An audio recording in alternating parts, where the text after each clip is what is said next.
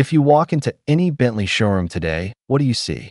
The W12 engine of the Continental GT, the massage seats in the Bentayga, the handcrafted leather interior that uses the finest hide from a single cow. They sit quietly under spotlights, with price tags starting at 3 million RMB. The salesperson will softly tell you, Bentley is not a car. Bentley is a lifestyle. But have you ever wondered, what did the man who created this brand drive himself? The answer will blow your mind. Walter Owen Bentley, the founder of Bentley Motors, the creator of one of the world's most elite luxury car brands, spent the last 20 years of his life driving a standard British economy car bought at an employee discount. The pension he received each month was barely enough to put fuel in his own name.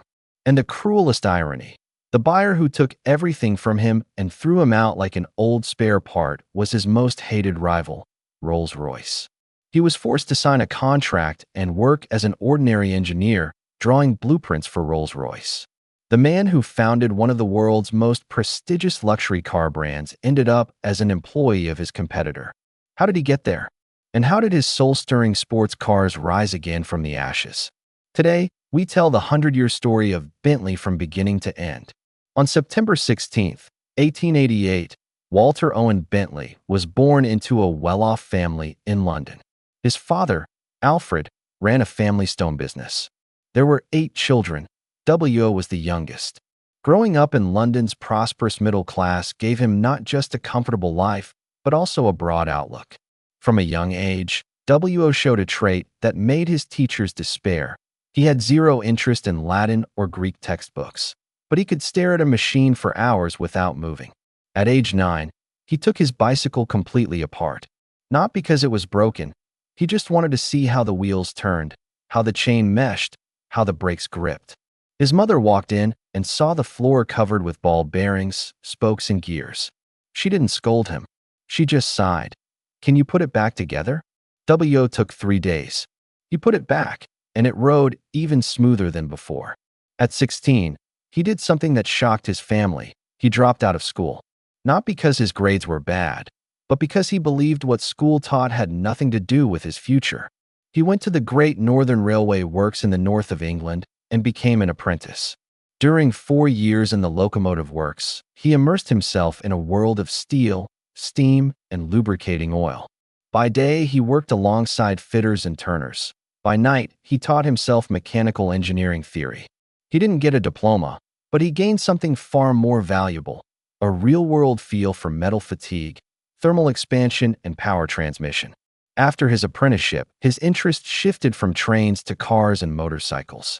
In 1912, he and his brother opened a car sales company in London called Bentley. They imported the best European racing cars of the day, DFP, from France and sold them in Britain.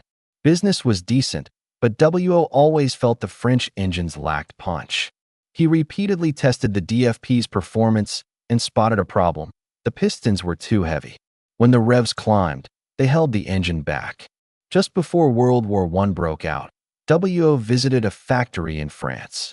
In a small roadside workshop, he saw a few decorative objects made of aluminium alloy: candlesticks, ashtrays, small statues. A thought flashed through his mind. What if this aluminium alloy could be used for pistons? Much lighter than iron, strong enough, and it dissipated heat faster.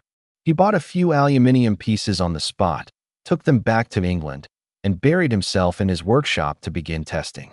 When war came, his aluminium pistons weren't used in road cars, but the British military took notice. The Royal Aircraft Procurement Office came to him. Can you make pistons for fighter planes? W.O. took the job. He designed a brand new aero engine, the BR-1, with aluminium pistons at its heart. This engine was 15% lighter than the French engines then used by the RAF, delivered 20% more power, and had much better high-altitude cooling. The BR-1 powered the Sopwith Camel, which shot down over 1,200 enemy aircraft in the latter part of the war and became the Allied Air Force's ace machine. For this contribution, W.O. was awarded the MBE, Member of the Order of the British Empire, and a bonus of £8,000. In 1919, the war ended. W.O. left the Army with a patented technology, his bonus, and the savings from his earlier business. He made a decision: build his own car.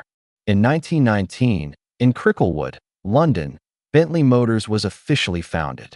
W.O. gave the brand a simple creed: to build a fast car, a good car, the best in its class. Notice, he didn't say the most expensive. He said the best. This was the essential difference between Bentley and Rolls-Royce. Rolls-Royce pursued silence and comfort. Bentley pursued performance and precision. The first car was called the Bentley 3 liters. Launched in 1921, it carried a 3.0-liter four-cylinder engine with 4 valves per cylinder. At the time, that was racing specification. Maximum power was 75 horsepower, and top speed exceeded 130 kilometers per hour. More importantly, this car won virtually every endurance race of its era. When you talk about Bentley, you cannot avoid one word: Le Mans.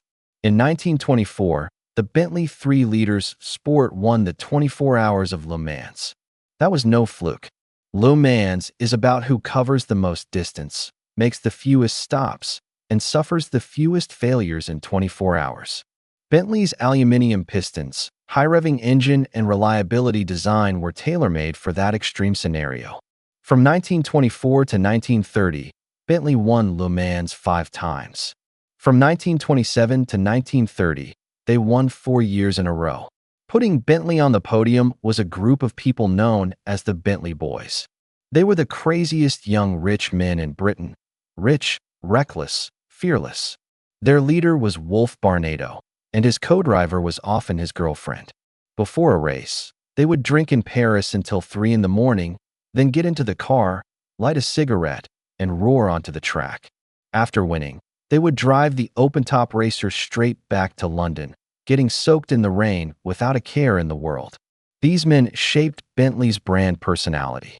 It was not the prim and proper old money aristocracy of Rolls-Royce. It was young money that didn't want to be bored. They didn't wear tailcoats. They wore leather jackets. They didn't sip tea in drawing rooms. They drank champagne on the racetrack. W.O. himself had mixed feelings about them. He admired their speed but worried about their safety. Still, without those crazy young men, Bentley could never have become Europe's top sports car name so quickly in the 1920s. In 1929, Bentley launched the 8 liters. This was the car W.O. was most proud of, and the one that destroyed him. The Bentley 8 liters carried an 8.0-liter straight-six engine, making over 200 horsepower, with so much torque that you could start from a standstill in 3rd gear. Its design target was not the track, but the road. W.O. wanted to build a grand tourer that could run at 100 miles per hour in complete silence. The 8 liters did it. Contemporary test reports said, at 90 miles per hour, you don't need to raise your voice inside the cabin.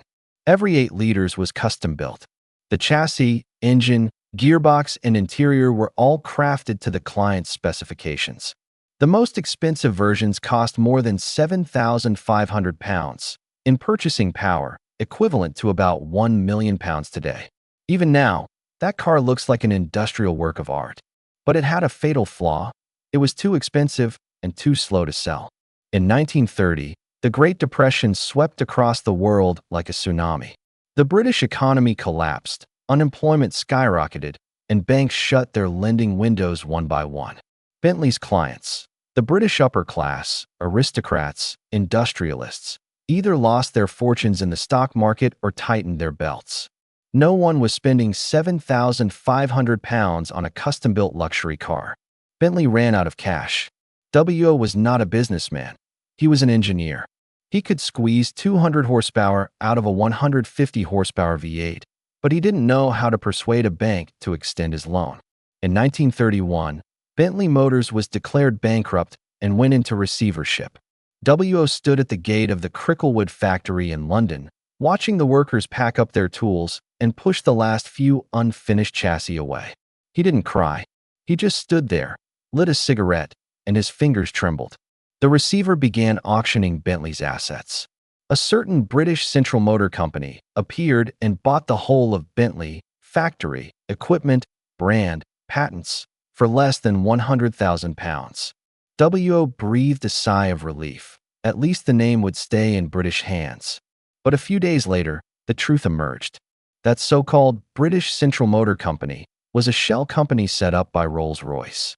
Bentley's archrival, the maker of the quietest car in the world, had swallowed Bentley in the loudest possible way. The reason was simple. Rolls-Royce was afraid of the Bentley 8 liters.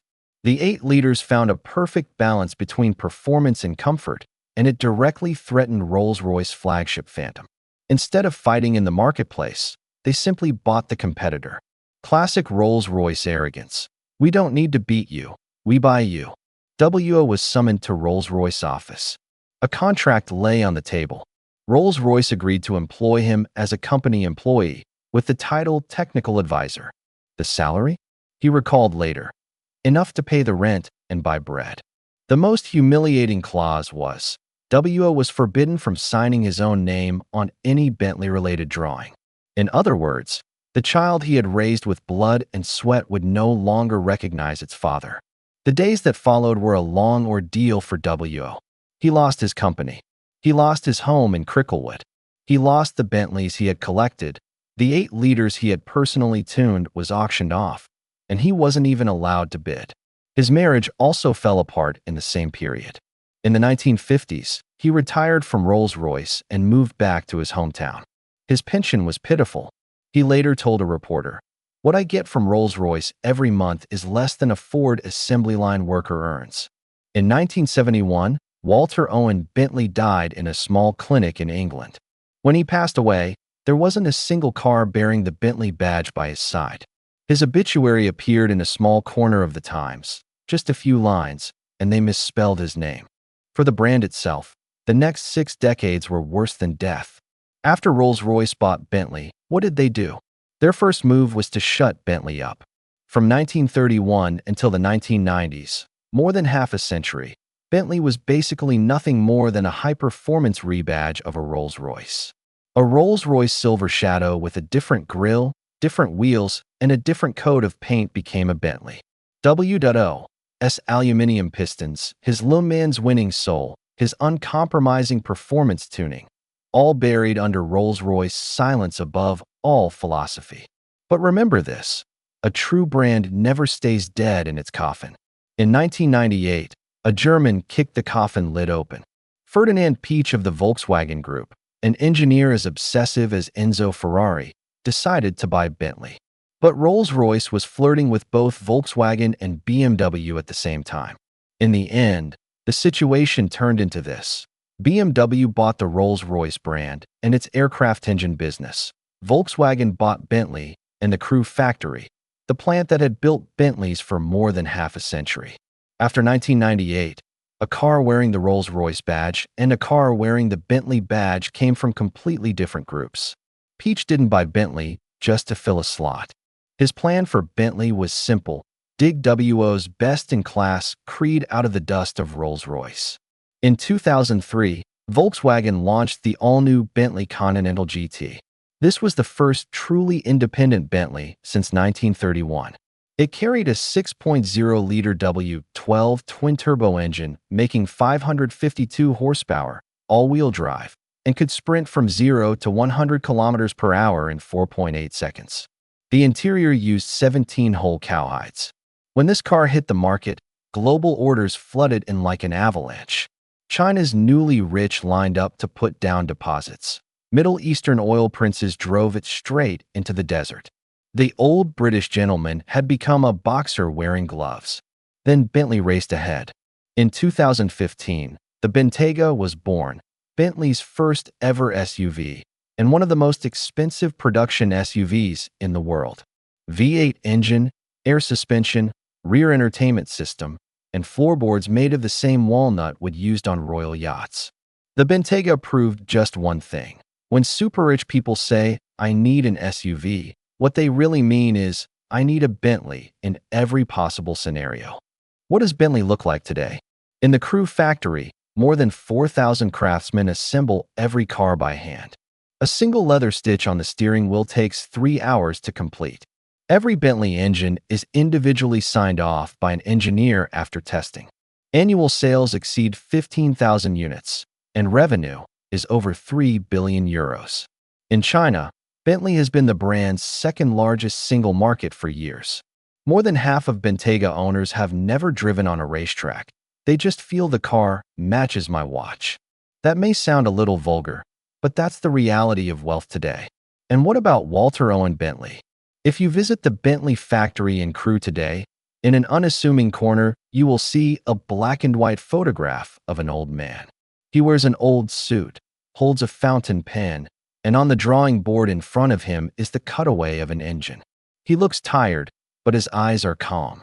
Beneath the photograph are three words: W.O. Bentley, founder, engineer, perfectionist. No lord, no billionaire, no legend. Just those three words. When he left this world, there was not a single car bearing his name by his side.